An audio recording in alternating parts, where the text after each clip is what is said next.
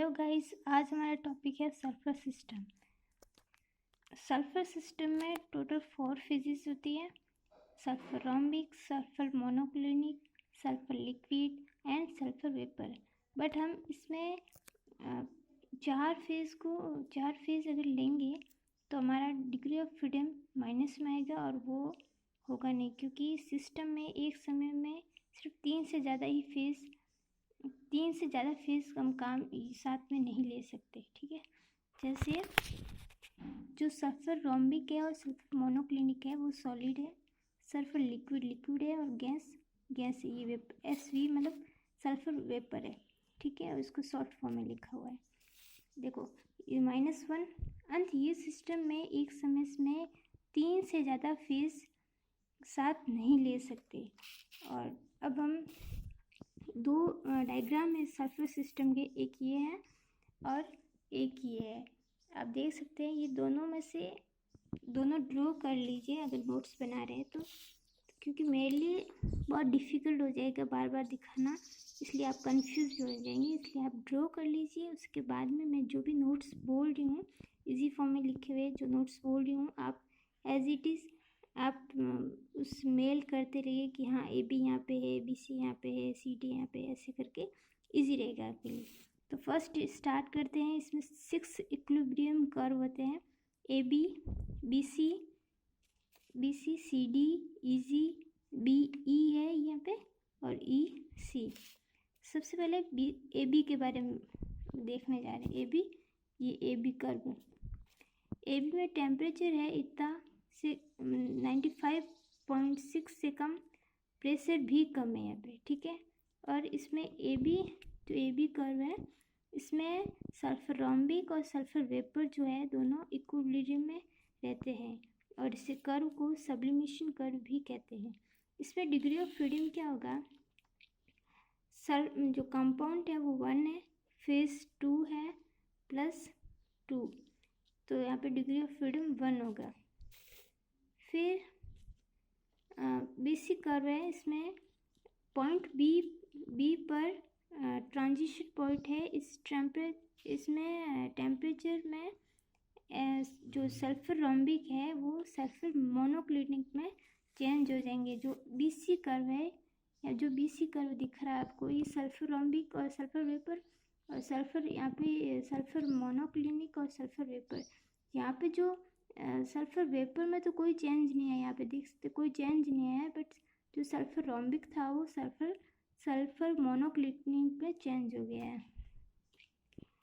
और इस कर्व को भी सब्लिमेशन कर्व कहा जाता है। इस कर्व में जो सल्फर मोनोक्लिनिक है वो सल्फर मोनोक्लिनिक और सल्फर वेपर जो है वो इक्विलिब्रियम में रहते हैं। और यहाँ पे डिग्री ऑफ फ्रीडम 1 है क्योंकि कंपोनेंट 1 है, फेज 2 है एंड पॉइंट 2 = 1।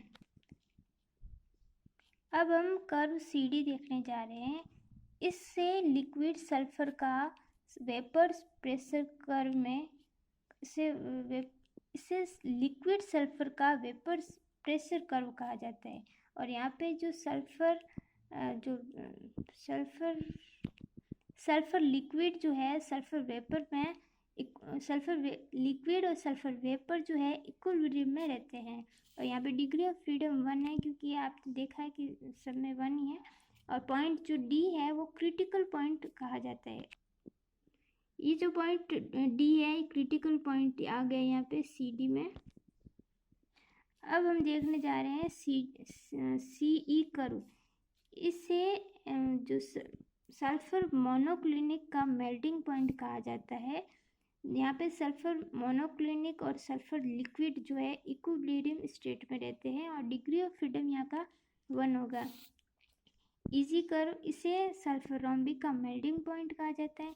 देखो CE कर्व को सल्फर रोम्बिक मोनोक्लिनिक का मेल्टिंग पॉइंट कहा जाता है और सल्फर जो EG कर्व है इसको सल्फर रोम्बिक का मेल्टिंग पॉइंट कहा जाता है। और सल्फर रोम्बिक और सल्फर जो लिक्विड है इक्विलिब्रियम में रहते हैं।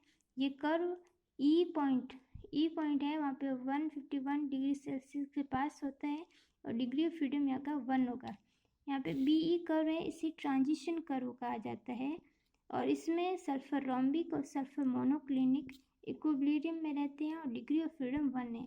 अगर आपके पास टाइम नहीं हो सपोज एग्ज़ाम में, तो ये मैंने इजी एक मतलब ड्रॉ कर रखा है, जिसमें आप फटाफट में 2 मिनट में आप ये अगर लिख देते हो तो आपको सेम यही है, बट ये थोड़ा शॉर्ट है। जैसे ए बी कर्व है, सब्लिमेशन कर्व कहा जाता है, बी सी को भी सब्लिमेशन कर्व कहा जाता है, सी डी को वेपर कर्व, इस ई सी को melting point curve, E G को melting point curve, B E को ट्रांजिशन कर्व। और ये इक्विलिब्रियम किस कर्व पे क्या क्या इक्विलिब्रियम है और इसकी डिग्री ऑफ फ्रीडम क्या क्या है। यहाँ पे जो एरिया है वो 3 एरिया है, बी ए बी सी, यहाँ पे देख लेते हैं अपन, ए बी एंड ई जी, ये एक एरिया है। और इस एरिया को सल्फर, इसका एरिया क्या, सल्फर रोम्बिक, ठीक है। सेकंड है A B C and D, A B C D, और इसे कहते हैं सल्फर वेपर।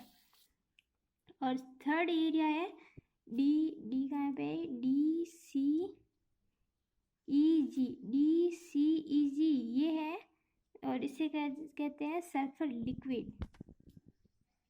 ये फिर से आपको 6 कर्व है, इसको कौन सा क्या क्या है इसे डिटेल लिखा हुआ है। ट्रिपल पॉइंट बहुत ही इम्पोर्टेंट है। ट्रिपल पॉइंट कौन कौन से हैं, एक तो बी है, एक सी है और एक ई है।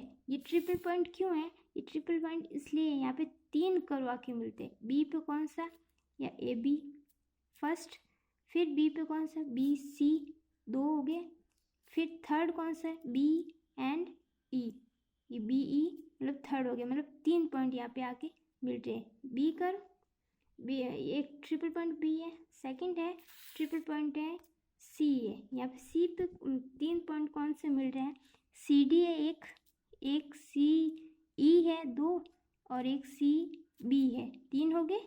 अब थर्ड है ई पॉइंट है, वो ट्रिपल पॉइंट है।